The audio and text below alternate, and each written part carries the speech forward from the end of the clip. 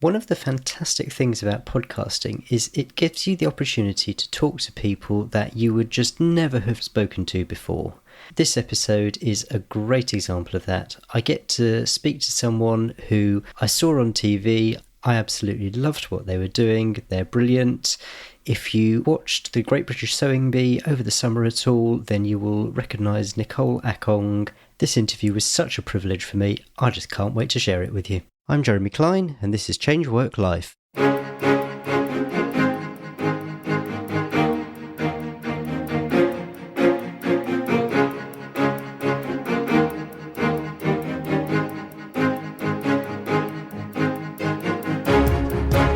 Hello and welcome to the Change Work Life podcast, where we're all about beating the Sunday evening blues and enjoying Mondays again. I am so excited about this week's guest. One of the things which really got my wife and me through lockdown was watching this year's Great British Sewing Bee. If you've never come across it, think of it as a bit like Bake Off, but with more fabric and needles and rather less ganache and laminated pastry. One of the stars of this year's Sewing Bee was Nicole Akong, who made it to the final only to get pipped the trophy by Claire Bradley. Nicole, welcome to the podcast. Thank you so much for having me. Nicole, is that a fair assessment? I mean, certainly sort of watching as an outsider, watching everyone in the lead up to the final, I kind of felt like the final was between you and Claire. And I hope I'm not being unfair to Matt or disrespecting him in any way, particularly when his made to measure was astounding. I mean, visually just stunning. But I mean, when you went into the final, where did you think things stood? What did you think sort of your chances were? And what did you think the competition was? Going into the final, I thought my chances were pretty good about winning, purely because from the moment I applied, I had consciously visualized myself, not just going all the way to the final, but winning even. I'm a real believer in visualization. And for that reason alone, probably, I felt I was definitely in with a chance of winning. And I say for that reason only because I knew going into the process that I probably wasn't going to be the most brilliant technical sewer. I knew there'd probably be people who were better than me at sewing. But I was very clear that what I was going to bring was all of my creativity and everything that I could do to create a wow garment. And that's what I took with me to the final. I knew that what I wanted to produce, certainly for the final made to measure, was something so show-stopping that at the very least it would be going out with a bang. Yeah, that's hopefully what I did. So this visualization, is this like a daily practice, sort of visualizations and affirmations and that sort of thing? Is this sort of something that you've incorporated into your lifestyle? Very much so.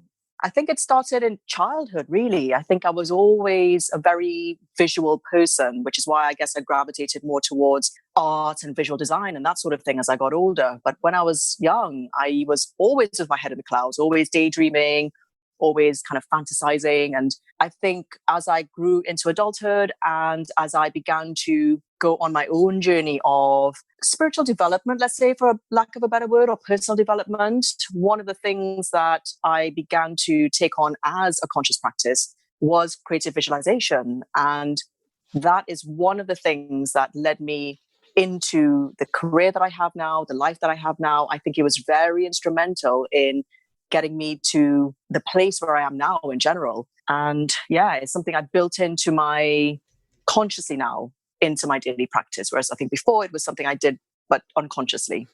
Well, that segues extremely nicely into why I asked you onto the podcast in the first place, to talk about your career and specifically your career change from marketing to founding the House of Akong. Let's start with present day, and perhaps you could briefly describe what the House of Akong is all about, because I certainly get the impression that that has relatively recently evolved, perhaps from being somewhere where you designed and made jewellery to something perhaps a little bit different.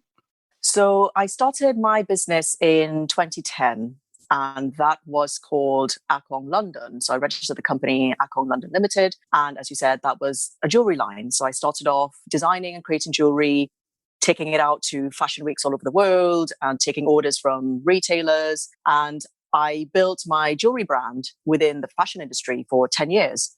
About 2 years ago, I would say, so about 8 years into my business, I kind of hit a wall where I knew I wanted to transition away from just being a jewelry house because I felt that I had come to the end of what I was meant to do in jewelry. I feel I was led there through inspiration and everything else. But when it came to the end of my job in that industry, I felt that I needed to move on. But for a period of 2 years, I didn't really know what to move on to. And interestingly, that is when I rediscovered my childhood love of sewing. I went through this period of, I think my creativity still needed an outlet. And whereas I thought to myself, I don't really need any more jewelry personally, I don't think the world needs any more jewelry. But what was really missing from my life was clothing, funnily enough. It was clothes that I actually got me excited to get dressed in the morning, which was a huge part of my life when I worked in the city. I used to love waking up and deciding what I was going to wear to work and getting dressed and feeling fashionable and feeling fabulous. And I kind of lost that as my lifestyle changed. And I was more of a work from home mum. I just lost my whole mojo around what I wanted to wear, and the things in my wardrobe just didn't reflect my lifestyle anymore. And that's when I went on this kind of mad mission of creating my own wardrobe and started sewing again. Then that is kind of what led me then to apply for the sewing bee. It's just as my confidence in sewing grew, I kind of thought, well, yeah, maybe I'll give that a go. You know, it seems like something quite fun. That for me was a huge, huge turning point personally and also business wise, because it opened me up to a whole new audience, a whole new market that I had not quite tapped into with the jewelry. I think with the jewelry, I'd gone down the classic route that most designers do, which is I'll start my jewelry house, I will sell to high-end shops, and I will sell my things for hundreds of pounds because that's what it costs to make. But that market is so limited. The amount of women that can really afford something at that price point, it's like a luxury product, it's not even an essential purchase, is they're there, but it's so small compared to the women who love to sew and craft, women who love to make things at home for themselves. And so that's what House of Akong became. It morphed from this luxury jewelry house into me now serving this market of home sewers and crafters and people who were huge fans of the sewing bee and had followed my journey on the sewing bee and wanted to get a piece of what I brought, which was the jewelry I was wearing, the clothes I was wearing, just my style in general. I mean, I was really overwhelmed with the response to that. So many people reaching out to me during the show and after the show, like, where did you get that necklace? Where did you get that top? And now that's what House of Akong is serving them with. It's saying, all right, you like that top I wore on the sewing bee? Here are the assets to make it yourself. Here's the pattern, here's the fabric, and I will teach you and give you the assets to recreate these things for yourself at home. Because for me, there's no difference between allowing someone to have the assets and make it themselves or selling it to them ready-made. I always prefer to give you the assets and empower you to make something yourself rather than sell you something ready-made and make it so exclusive that unless you had hundreds of pounds, you couldn't have it. I've had this huge mission around the democratization of designer fashion, something that's been swimming around in my mind for a long time. And I think House of Akong, off the back of the sewing bee, had really allowed me to catalyze all of that and to turn it into a whole new model for operating a designer fashion line. So what does that sort of look like in terms of what you are offering to people? I mean, let's take a step back from that. I mean, who is your sort of ideal client? Who are you looking to serve, and what are you offering them? I mean, presumably it's not just someone sort of coming in and saying, hey, I really liked that sweater you were wearing. Can you teach me how to make it? Or is it that? It's kind of two-pronged. So one thing I knew going into the sewing bee was that I would be in front of a whole new audience of people who had never heard of me before. Prior to that, when I had my jewelry business, I was pretty much relatively well known in the fashion circles. If you were any subscriber to magazines, Vogue, Elle, or the Mash Fashion magazines, you probably would have come across my jewelry at some point or another.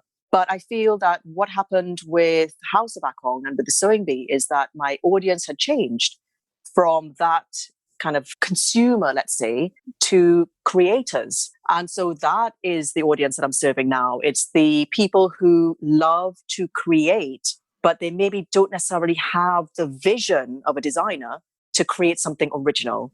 There's a whole market of people who love to craft, who love to sew, but they prefer sticking to a pattern, or they prefer having instructions and being able to follow them and have the satisfaction of this thing coming out perfect and and made or pre-designed, let's say. Whereas I think the thing that I bring is that eye of a designer. Because of course there are every number of pattern companies, and the market for catering to sewers is huge. But I feel that for me, it's what I'm doing is bridging the world of designer fashion with the world of DIY, or let's say sewing specifically, or jewelry making. I think historically designer fashion has been very elitist, very closed off. You can't replicate the pattern, you can't counterfeit anything, you get sued, right? And my thing is actually, if someone has a skill to sew at home, why shouldn't they recreate something that comes down my catwalk? I don't see why that should not be the case. I think if you've got a skill, you should use it. And my thing is about empowering that person to use that skill rather than expecting them to just have the money to buy it ready-made, because I don't feel that that is as empowering as being able to let them use a skill that they love and would feel so much more satisfaction knowing that they made that thing themselves. Did this change of direction come about as a direct result of going on Sewing Bee, or was this something that was in the back of your mind already, and Sewing Bee kind of provided the push or the outlet that you could really get this going? I would say the latter. I had been banding these ideas around in my head for those whole 2 years. I was in this, I describe it as almost like a little wilderness, really, where I knew I wanted to transition off to jewelry, but I didn't know what I wanted to jump to. I did know that I wanted to still stay in fashion, but I wanted to do it differently. Because during that time, I could have, and in fact, I did make some attempts at starting a fashion line, actually bringing out what I was calling a collection of civvies, a kind of really luxe sweatshirts and joggers and that sort of thing. Things that suited my lifestyle, just very casual, comfortable clothes, but that were jazzy enough to wear out as well. One of the things I was very conscious of was that I didn't want to go down that route that I did with the jewelry again, which is the whole, I call it the fashion grinder. It's you put out your collection, you put it out every season, you get your buyers, you fulfill your orders, you do the deliveries, you do your marketing, all the stuff that 99% of all other fashion brands do day in, day out. I was on that treadmill and I knew that it was not where I wanted to go back. I wanted to find a different path for myself that meant I could still design and deliver amazing fashion. Production with fashion, I think, has been one of the things that has really played on my mind a lot for the past 2 years, really, just thinking about how we can really revolutionize the way fashion is manufactured. Because fashion, as you probably know, is the second biggest polluter as an industry behind agriculture. It is quite irresponsible, as far as I'm concerned, the way fast fashion runs and the mindset we've come into as consumers about always having to have something new and it's got to be cheap and disposable. People have seen from the Sewing Bee how much it takes to make a garment. We are there for hours cutting out the fabric, pinning it together, stitching it together, pressing it to perfection. All of those things go into every single garment. And the fact is that somebody around the world has to do that. All of those steps, there's no shortcut whatsoever. All of those steps have to be done, and it's being done by somebody. And I think we've become very desensitized to really what it takes to create a garment. And one of the things I was very clear about as I was going into my own fashion house was asking myself the question, how would I build a fashion house from the ground up for the world today and tomorrow? Not the world as it was 50 years ago and 60 years ago when all the big stalwarts had started. We are in a totally different world now. We have responsibility. We have responsibility to our children and to future generations. We cannot carry on the way we have been. And so I think that is something that's been on my mind a lot. And I feel that the Sewing Bee had catalyzed, almost it kind of brought all the pieces together, because suddenly I began to realize, actually, I've got all of these, I've now got this community of people who love to sew and craft and have the skill of being able to make clothes. And I also have people who have wanted to buy garments from me, but I'm now looking for how can I manufacture that and fulfill that demand responsibly. And so what House of Akong is doing is actually creating effectively a circular economy. It's saying, all right, so you would like to buy one of my sweatshirts and you don't sew, you just like to buy it ready-made and you're willing to put the money down because you know what it takes to make that garment.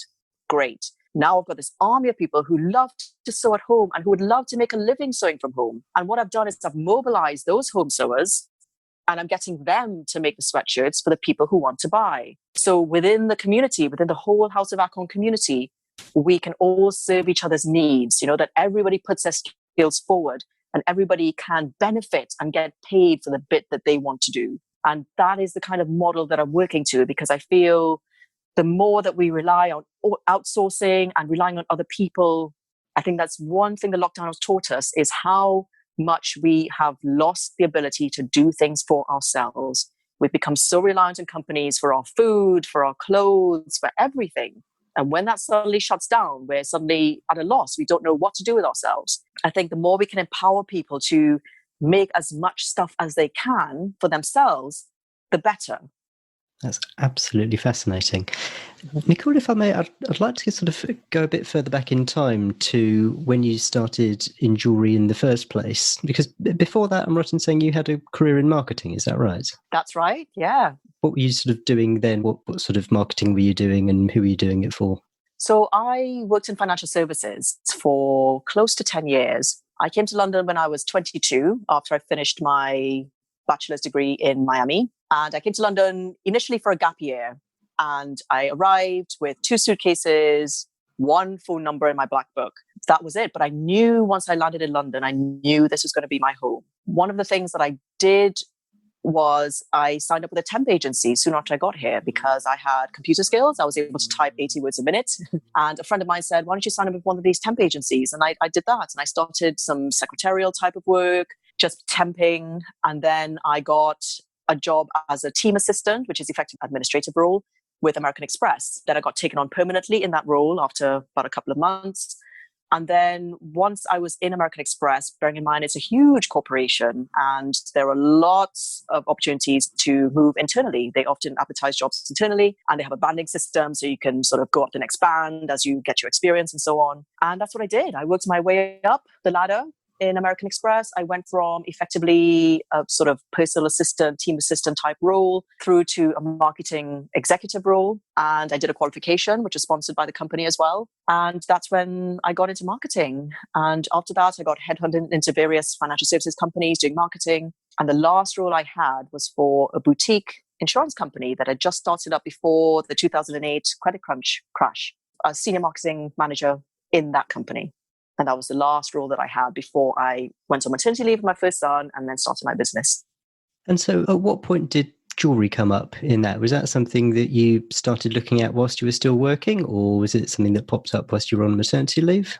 That was something that I came across quite randomly and fortuitously. So I was actually in Soho looking around for a leaving present. A friend of mine was having a leaving do. She was moving to Dubai and I was frantically looking around Soho to get a leaving present for her. And I came across a shop, which I thought was a jewelry shop. And I went in and it turns out it was a bead shop.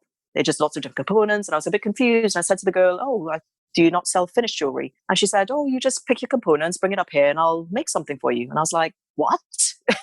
Right now? You make a necklace now? And she was like, yeah. And as I stood there watching her assemble all these pieces and make this necklace, my mind was blown because I just, up to that point, I had always bought jewelry and bought fashion. I never once considered I can probably make that, even though I was always a very creative person. And I think something in me, I guess the creator in me, which didn't really have much of an outlet at that point, working full-time corporate life, my creativity was probably expressed most in just my dressing. And as a result of that, I would shop a lot. I would buy clothes every week. I would buy probably 4 or 5 new garments so that I have something new to wear the following week. That was a huge, huge game changer for me. Watching her make that necklace, I suddenly made the connection that, oh my God, I could learn to make this stuff myself. And as it turned out, the bead shop offered jewelry making classes. So I signed up, which was a Saturday, 1-day jewelry making class. I went there and with just learning 2 or 3 really basic techniques. And from there, I just started buying up beads. That became my latest obsession. I was just trawling all the jewelry shops, all the bead shops. I was buying up beads. And at the weekends, I would sit at my dining table and I would make myself jewelry. At that point, I was still working full time in my corporate career. I had no ambitions at all at that point to start a jewelry business. I saw it as something that was just uplifting me creatively, I suppose. And I was able to wear the jewelry to work and show it off. And that felt nice. When I went on maternity leave, I knew from before anyway, all throughout my corporate career, I knew at some point I would be working for myself. It was just a conviction that I had inside and a desire. I really, really wanted to work for myself. I wanted to be my own boss. I knew that once I went to maternity leave, that would be my chance. I knew in my heart that there's no way I was going back into a career that I did not want to be in long term. So I'd already made the decision that come hell or high water, I was going to make something work. Believe it or not, even at that point, I hadn't even considered that jewelry could be the business. I had looked into all kinds of other businesses. When I was on maternity leave, I used to spend a lot of time in my local area, Crystal Palace. It's a little triangle of really nice independent shops and boutiques. And I would sit there in the coffee shops and just think, oh, actually, this place could really use a gelateria. Oh, this place could really use a child-friendly XYZ. And I actually wrote a business plan to open a sort of child-friendly cafe gelateria in Crystal Palace. And then when I thought about it, I thought, actually, I'm starting this business because I have a young child and I want to spend as much time at home as possible. If I open something with premises, I will have the opposite problem. I will not be able to be at home as much as I want. The kind of penny just dropped one day. And I keep trying to think about the moment it happened, but it really was, I sat down and I thought, okay, what are my criteria here? I want to be based from home. I want a business that I can start off small with not much overheads, where I can work in my own time and the baby's sleeping, I can work, all of that stuff. And suddenly I thought, oh my God, all those things I can do with jewelry. It was staring me in the face and I had not seen it until months, like really months into my maternity leave. But that was it. I think once that penny dropped, I just sprung into action and I put a collection together. I started researching how to start a jewelry business, how to start selling, where to contact buyers, all of that stuff. And thank goodness we have things like Google and search engines today, because I don't know how people did this years ago. But that was it. I started contacting buyers from department stores. I mean, I called up the buyer from Harvey Nichols. I called up a buyer from Kabiri, which is a really well-known independent jewelry store in London. I started a very basic rudimentary website where I'd put my first collection on there. I was getting some traction. I was getting a couple of meetings, which some of that ended up getting cancelled in the last minute, but just step by step by step, as I carried on going, I very quickly established a jewelry line. It was something quite astonishing when I look back, because I had so many things stacked against me. I mean, I had no experience of the fashion industry at that point. I had no experience of the buying calendar, how anything works. In fact, I brought out my first collection, which was a very spring summery collection, just after they bought autumn winter collections. And so these are all things that are such steep learning curves. When you have a couple of buyers going, oh yeah, actually, this is autumn winter, and we've already placed our orders for the season. And you're like, okay, you feel like such a noob, you know? But this is how you learn. So you mentioned that this was something which you knew that maternity leave was a great time to do it. Had you given any thought before then, just to get on and do it, you know, even before you had kids? I had, along my career, I'd had periods where I had been feverishly looking at other business plans. So I went through redundancy at American Express twice. The first time I was out of work for probably 2 or 3 months before I got my next job. With every time that happened, every time I went through a period of redundancy, or when I was in a particular role that I didn't like or wasn't enjoying, something in me would go, all right, Nicole, come on, just look for the next thing. Like, really now start your business, look into it. What can you do? What can you do? What can you do? And one of the first businesses that I was looking to start up, this is when I worked for American Express, and I think it's when I was going through the period of my first redundancy, was a it was a designer event sale business. I was going into it with a friend. And what we were planning to do was designers who were coming out of universities and colleges and needed a leg up and getting exposure, getting sales.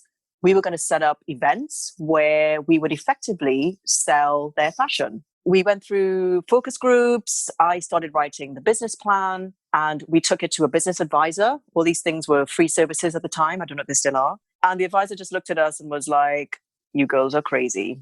I think you've totally overprojected what you think you can make from this. And it was a massive blow. But looking back, I can only be grateful that those things did not happen, because I don't think it was the right time and I don't think it was the right business. But I think that thing had always been in me all along. And during periods of time, I had explored different business ideas, but for one reason or another, they just hadn't either felt right in the end, or they just hadn't come to fruition in the way that at the time I had hoped. But looking back, I think those were all very good things. So leaving aside the specifics of the business, what sort of took you back to getting jobs rather than just, okay, well, that didn't work, so try the next thing and try the next thing? Why did you kind of go back to jobs in between time? Because they landed on my plate, basically. I don't think I was even actively looking for jobs. The first time I got headhunted, so an old boss of mine who I worked with at American Express, she had moved to a different company and she contacted me and said, I'm at this new company. I could really use you. Are you interested? Here's the salary. And I'm like, okay, that seems too good to pass up. And that was it. It was literally for the rest of my career. I went to jobs because I was asked to go. I was asked to be there. I was effectively headhunted. And when those opportunities come, I think it is in the absence of anything else that is as compelling, you kind of go for it, right? But yeah, I think that's the biggest reason. And were there parts of you at the time thinking, oh, this is a great opportunity, but oh, I really want to be doing my own thing? You know, funnily enough, no, I don't think at that time I really had the conviction in my business idea or my plan to really see it through. And I'm a really hard worker. If I have conviction about something, I will see it through to the end, no matter what. But I think at that point, I didn't have a business idea that I had enough conviction in to do that. So when it came to the time that you made the decision that you were going to start the jewellery business, what was the reaction of friends and family when you told them that after maternity leave you were going to start your own thing and you weren't going to go back into a job?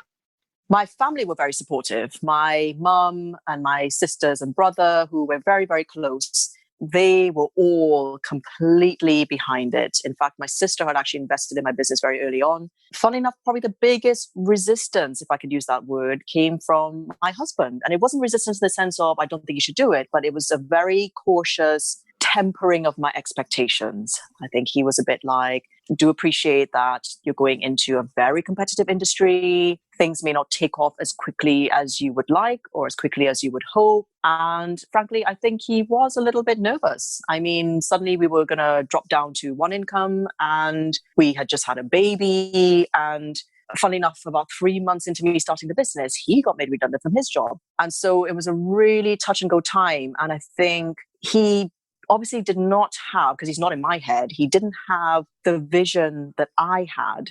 And I guess it was my fault that I didn't quite convey that to him, partly because I know sometimes when you talk about plans and when you talk about dreams, it can feel very cynical to other people. It can feel like, okay, all right then, good for you. Like you can feel so self-conscious that person thinks you have your head in the clouds and there's no way you're going to achieve all the things you say you're going to achieve. And there was an element of that. I think I was very conscious not to share too much of the pie in the sky things that were going on in my own vision and my own mind, because I didn't want to scare him off into thinking I was just a dreamer. I felt I had to prove it rather than just say it. And that's what I did. I set about and I worked. And as the successes came and as the victories came, I think then I was able to go, and this is why I knew I had conviction. I was able to risk everything to do this because I knew it was going to work.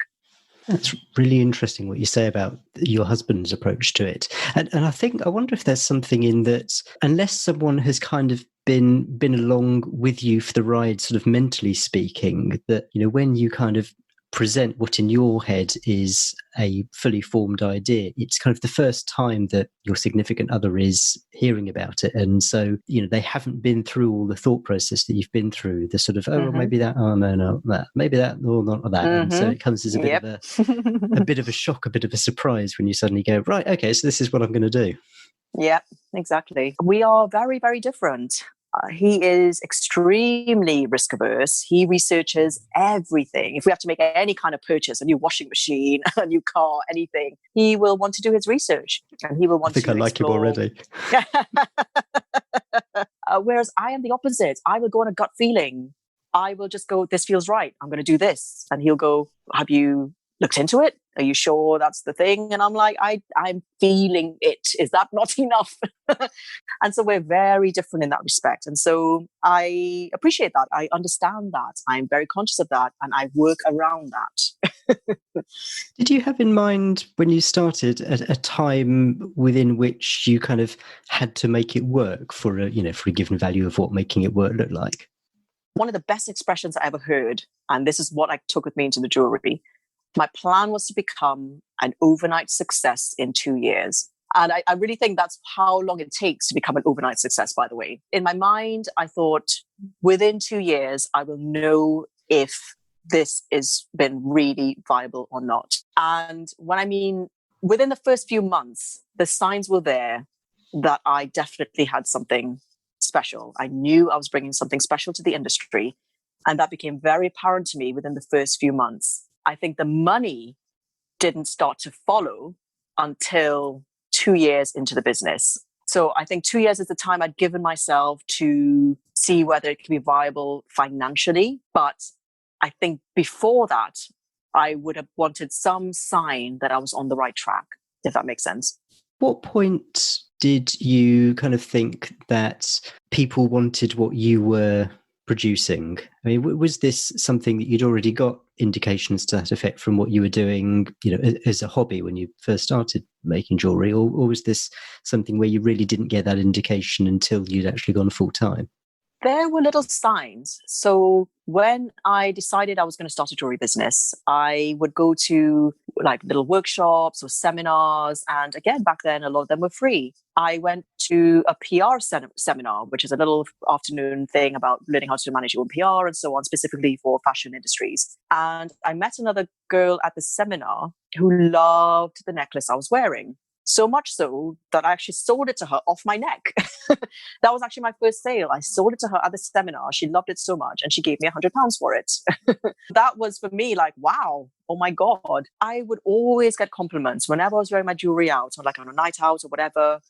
Somebody would always stop me and say, oh my God, where did you get that necklace? And so those little things led me to believe that I definitely had something that was worth talking about. You talked about some of the business aspects earlier and how, you sort of came out with your summer collection when all the houses were bringing out their autumn and winter collections. Looking back, I mean, was this information that was already out there in terms of the actual business side of jewelry making, how you sell it, when you sell it, all that sort of thing? Or was this something that inevitably you just had to learn by doing? I'm sure the information would be out there. I think I didn't even think to look for it. The whole mechanism of how fashion buying works and all that stuff, it was just so not on my radar. Through my research, I'd learned that, okay, you put a collection together, you take it out. Yeah, it just didn't even occur to me that there would be other elements to it, such as seasonality. To consider. Yeah, I think if I had searched for it, I would have found it, but I just didn't even think to search at that time. It is really interesting. I think that there are professions or trades out there where you can kind of learn how to do the thing, but not necessarily learn the business side of it. I had an interviewee a while ago who went from car sales to becoming a plumber, and they taught plumbing. I mean, he knows how to do all of that stuff, but in the school, they didn't really teach how to run it as a business, basic bookkeeping and marketing and all that sort of thing. And it's quite incredible, actually, that there does seem to be a lot of people who will teach you how to do the thing, but not necessarily how to do it as a business. That's so true. I mean, I think if I had gone to a fashion school, if I'd gone and actually studied fashion, that might have been built in, because I guess they are setting up their students for life in the fashion business afterwards. But I was completely self-taught and I was an outsider coming in. I wasn't privy to all of that stuff. So I did have to learn it the hard way. I did have to learn everything on the job. But in a way, I think that's good because it really does, you learn very, very, very quickly. There's no substitute for learning something on the job, because you can theorize as much as you want. You can sit in a classroom, you can do online courses, you can do all that stuff. But in business, the best way to learn about business is being in business. I think no amount of learning about it will teach you as much as actually doing it. I think that's absolutely right. I do think there is value from learning from other people's mistakes if you can, though. True. True. Yes, you save yourself a lot of heartache and money. And so where is your husband now in terms of the process? He's sort of like, okay, yeah, you were right. You've proved yourself. He's definitely learned not to underestimate me, I'll tell you that much. But I think sometimes he does feel that I get a little bit carried away because like you said, he's not in my mind. And a lot of the time I have processed something, I've thought about something, I've gone full circle with something, and I've ended up on the other side of something. Whereas the last time I spoke to him about it, I was over there. And then next time, and now I'm over here. He hasn't made that leap that I have, gone around in circles. So there are times, I think, where he kind of feels a bit, okay, where is she now? Is she off again? But yeah, I think he works full time. He works in advertising, and he's employed full time with an advertising agency. He likes that. He likes that security. I think he does not come from a very entrepreneurial family. They're all great family, very liberal, really great people, but they are jobs for life people, you know what I mean? And I guess maybe it's a generational thing as well. His parents are both teachers, and they're now retired on full pensions, and they have a really nice, comfortable life. And I think there's this thing of, when you start a business, you inherently take on risk, and you inherently have to cope, not just with taking on risk, but on just being okay with knowing that things will be uncertain, and you will not always know how things are going to turn out. You have to be comfortable with that, and you have to be comfortable with change. And I think that is where sometimes it is challenging, the fact that I am totally wired that way. I tend not to worry about things until they happen. And I tend to have this mindset of, even if the worst happens, it'll be all right. Like I'll manage it. I'll find a way to get through it. I always have. It's okay. And maybe that's just the way I was brought up. I don't worry about things. It doesn't mean I don't think about things constantly, but I don't fear the worst. I don't worry about those things, whereas he does. He pre-worries about every single scenario that could possibly go wrong. And so he does that on my behalf, which is quite annoying sometimes. But I think that's where we balance each other out, really, because I think sometimes I do need bringing back to earth a little bit. Otherwise, I can go a little bit like, "Woo, I'm over here, and oh, it's going to be great." And he's like, "Oh, come back." This is kind of like the difference between the CEO and the CFO. The CEO says, "Well, let's do that," and the CFO says, "Do you really know what that's going to cost?" Let's bring this back to sewing, because one thing I am actually curious about is why jewellery rather than sewing? Because as I understand it, you actually started sewing at quite a young age. I did. I always describe sewing as my first love. I've been sewing since I was a teenager, and I always loved it. I think I had lost touch with it. So when I went to university, I didn't actually have a sewing machine when I was in university. And so I didn't really do any sewing there.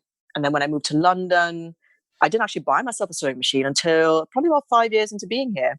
Even then, I didn't have a lot of confidence about the things I could make. And some of that was psychological, because when I was growing up in Trinidad, this would have been in the 80s in Trinidad, there was not much in the way of fashion that was available ready-made. Things were very expensive to import into the country ready-made. And so there were a few shops selling ready-made fashion, but they were very expensive. And most people would just have a local seamstress. Everyone had a seamstress. You would buy your fabric, you would take it to seamstress and tell her what you wanted to make. And that was way cheaper. And so growing up, I had the reverse conception that I guess people have here, which is, my conception was homemade clothes were not as good as ready-made clothes. And so even when I started sewing as a teenager, whenever I would make something for myself and I'd wear it, I'd feel a bit self-conscious, because I'd feel like, oh, it's not quite as good as something you'd buy in a shop. I think there was a hangover of that, even when I began to do little bits of sewing throughout my 20s in London. Whenever I'd make something, I'd always look at the flaws, or think, oh, that doesn't quite look as good as something I could buy in a shop. And I had this real inferiority complex about the stuff I was making compared to what I could buy in the shop. And it was, like I said, only until about 3 years ago when I began to reconnect with sewing in earnest. And I began to be a lot more intentional about what I wanted to make. And of course, now there are things like YouTube. There's all manner of tutorials, and any little thing you want to learn how to do, insert a zip, use this fabric, use stretch, whatever it is, you can look it up and learn about it within 5 minutes, and then off you go and you're doing it. Whereas I didn't obviously have that growing up. And that completely, I think as my confidence in sewing grew, I think that is when things really began to shift, because I would not have had the confidence, even around the days of the jewellery, I did not have the confidence that I'd be able to sew something to the standard that somebody'd want to buy, or that I would even want to wear myself, if that makes sense. What was the shift then? It was just the availability of resources out there which helped you to become a better sewer? I think the big shift was need and desire. I was very clear in my mind about what I wanted to have in my wardrobe. And because I went into that process of sewing with intention, I was able to produce the things that I wanted to produce to the standard that I wanted it to. I think before, I was sewing, like if I had to go to a party or something, maybe I'd sew myself a dress, but it was so sporadic. And I think it wasn't something that I was still buying a lot of fashion at the time. So it wasn't even like I felt that much satisfaction from sewing something myself. Because like I said, I would look at the rest of my wardrobe and think, oh, well, it's not as well made as this other thing I've bought. But yeah, I really think the biggest shift came when I started approaching this with intention and desire. Like the desire to have the things I was making was so big that it allowed me to overcome any kind of fears around using fabrics, or it just took me that extra mile to actually get to the stage where I could technically do what I wanted to execute in my mind. And where was that desire coming from that led you to go, yeah, I'm going to do this? A lot of it came from it was like an emotional hunger. I know it kind of sounds strange, but I have always loved fashion. I think even growing up, I used to love dressing up and all that stuff. And throughout my whole corporate career, fashion was always a source of joy for me. Which is why I used to shop so much, because I loved being able to go to my wardrobe and put different things together and put looks together. It was a real source of joy for me. And when it got to the point where that wasn't happening anymore, I was looking in my wardrobe and it was groaning. Oh my God, the whole bedroom, every shelf, every crevice, every hanger, every drawer was stuffed full of my clothing. Yet only a handful of them I even felt inclined to wear. It was actually quite depressing. It got to a point where I was getting dressed in the morning. Okay, also bear in mind where I was in the stage of life. I probably had 2 kids. I was still breastfeeding, whatever it was. And you're not even feeling your best physically anyway. But I didn't even have the act of getting dressed and the act of looking at my wardrobe and being inspired by my clothing. I didn't even have that anymore. And it really depressed me, actually. And I wanted to get back to the place where I felt good about getting dressed and felt good when I was leaving the front door, that I could walk down the street and feel like $1 million.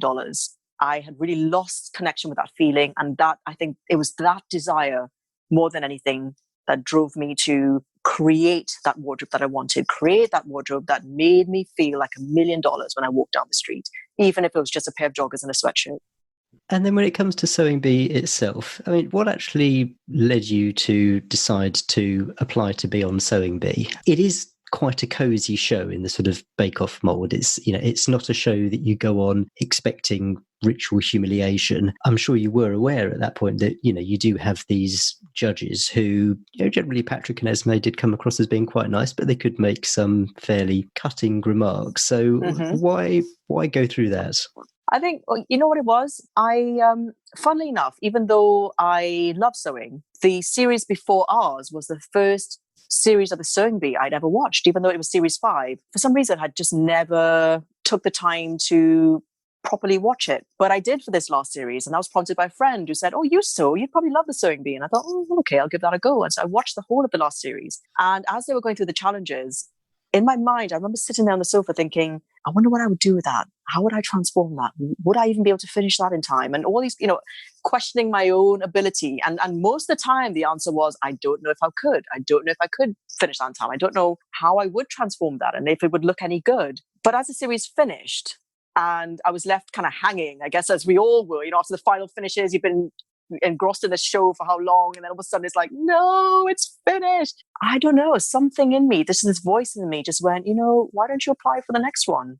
That was also, by the way, prompted by my decision that after my wilderness time, that 2-year period I mentioned where I was kind of a little bit in this career limbo kind of wilderness, I felt I had been hiding. I felt that I'd spent 2 years in my studio sewing and making things and making my own wardrobe. It's all well and good, but I was not being seen.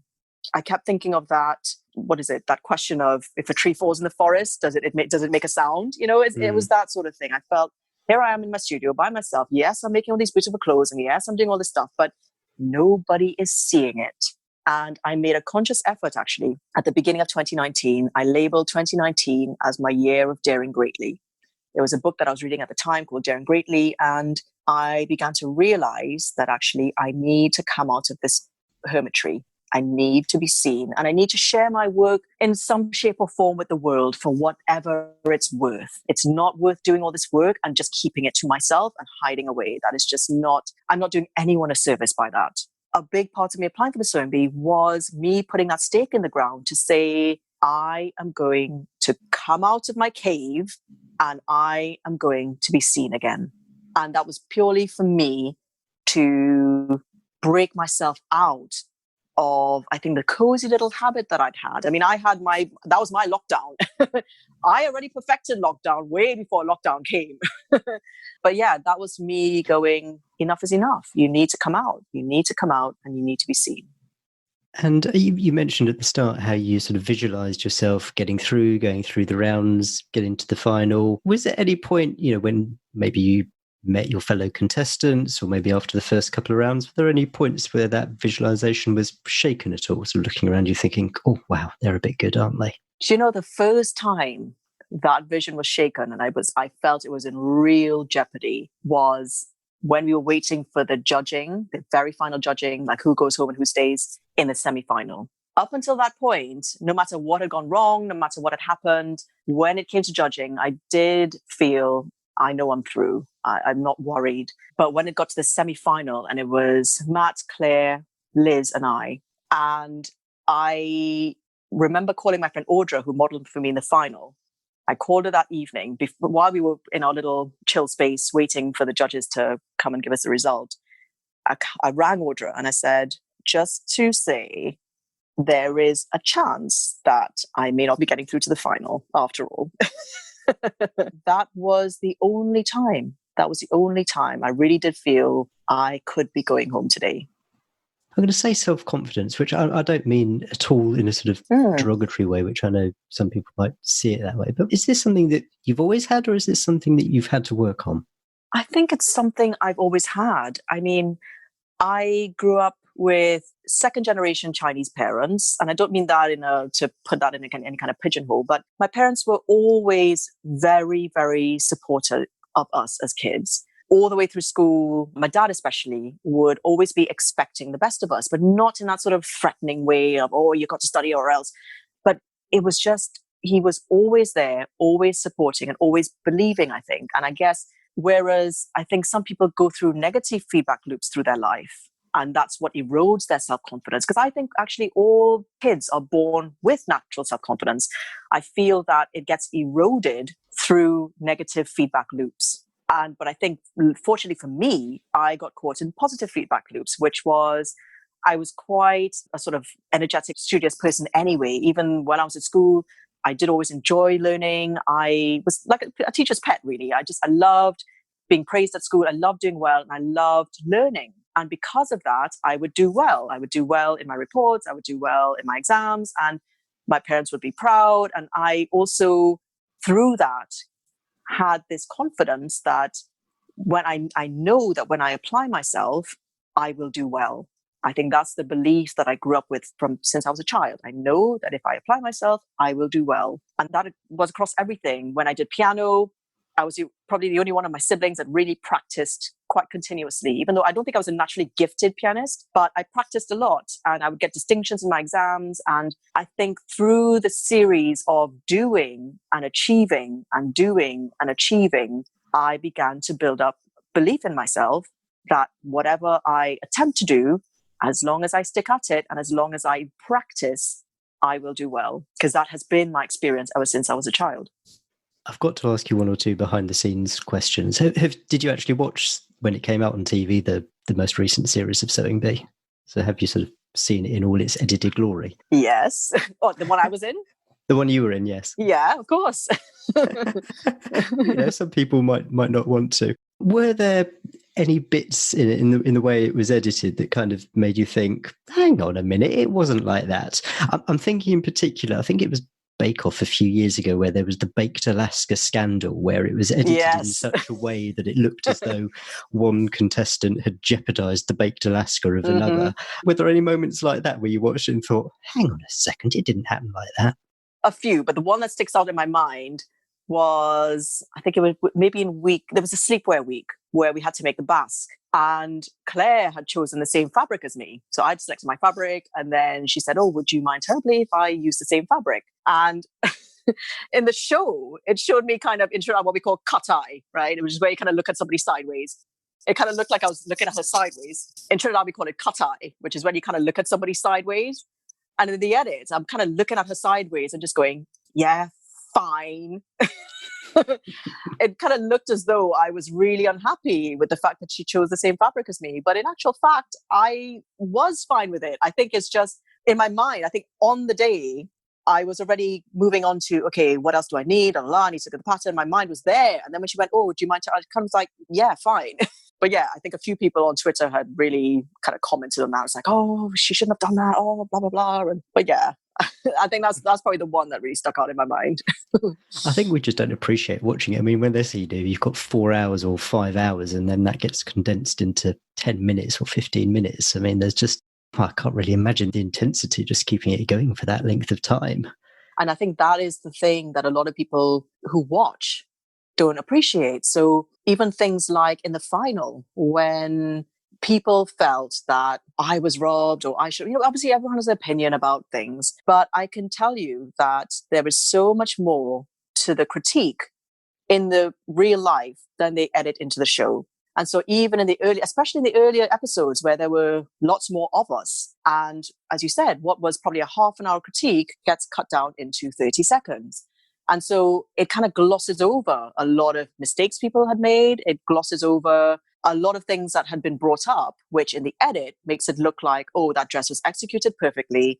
It's only this person that messed up royally. Whereas the truth is we had all had things about our garments that were not perfect, but they hadn't shown that. And so it's easy for people to look at the edited version and go, oh, so-and-so was robbed or so-and-so's thing was better. Actually, there was a lot about it that you did not hear about or that you don't know, that makes the judging sometimes seem like you don't understand how they came to that decision, whereas it really makes sense in real life. Okay, so the judging actually goes on quite a bit longer than they show on TV. Absolutely. I mean, to give you an idea, the very first episode for the pattern challenge judging, we were stood there for 2.5 hours. My goodness. 2.5 hours for the first pattern test judging. And that got condensed into 3 minutes. So there is a lot they don't show. You see less, way less than actually happened. And so the House of Akong, you've talked about, I mean, really the influence that Sewing Bee has had on the direction that you're taking now. I mean, what do you hope that your 5-year self will tell you about what the House of Akong is doing? Well, I hope that my 5-year future self would look at me now and with the same eyes, I think that I look back at my starting jewelry self. I think my starting jewelry self was naive in many respects, but in a way that I think serves you well when you're starting something new. What I feel with House of Akong is that I am creating a whole new model for how a designer fashion house can work, to do with production, to do with marketing, all the rest of it. I am building that consciously. And I feel that in some ways, the less you know, the better. Even though you've got a bigger learning curve, I think when you rely too much on what's gone before, you will just repeat old patterns and you will not innovate and you will not do something new. I feel that my 5-year future self is going to look back, wince a little bit because there's going to be a lot happening between now and then for which I will probably feel a lot of pain and burn a little bit. But in the end, I think that is all part of the journey. Yeah, I think my 5-year future self will be looking at me now as a bit of a kind of enthusiastic rookie, but with a lot to learn, but also with the drive and the energy to be able to learn it. Nicole, this has been a wonderful conversation. Before you go, you've mentioned one book, Doing Greatly. I mean, are there any other sort of particular resources, books, quotes, anything that's, really inspired you or helped you in your journey so far? Yeah, there are. I will mention a couple, I think, that have been most instrumental for me. One, and they're not really career books at all. One is called The Instruction by a guy called Ainsley MacLeod. He is a psychic and he's written this book that he says he channeled from his spirit guides and all this. But what that book did for me is, because he talks about you on a soul level, he really gets you to explore yourself on a soul level and therefore what are you here to do in this lifetime? And I felt that when I read that book, I finally came to terms with the knowledge and the realization that my soul is here on a mission to create.